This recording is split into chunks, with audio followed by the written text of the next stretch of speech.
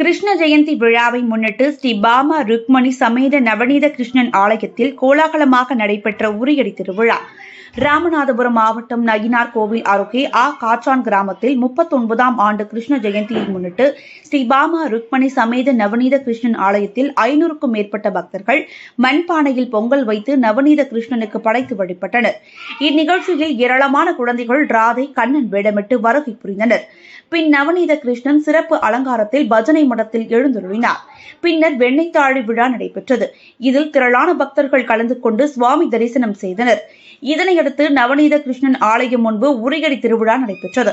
அப்போது உரியடிப்பவர் மீது மஞ்சள் பொடி கலந்த தண்ணீரை பக்தர்கள் ஊற்றினர். அதனை மீறி உரியடிப்பவர்கள் கம்பால் பானையை அடைத்து உடைத்தனர். இதனை சுற்றியிருந்த திரளான பக்தர்கள் கண்டு ரசித்தனர். பின் போட்டியில் வெற்றி பெற்றவர்களுக்கு கிராமத்தின் சார்பாக பரிசுகளும் வழங்கப்பட்டது. விழா ஏற்பாட்டினை ஸ்ரீ கண்ணபிரான் உதவும் கரங்கள் நற்பணி மன்றம் மற்றும் காச்சான் கிராம பொதுமக்கள் சிறப்பாக செய்திருந்தனர்.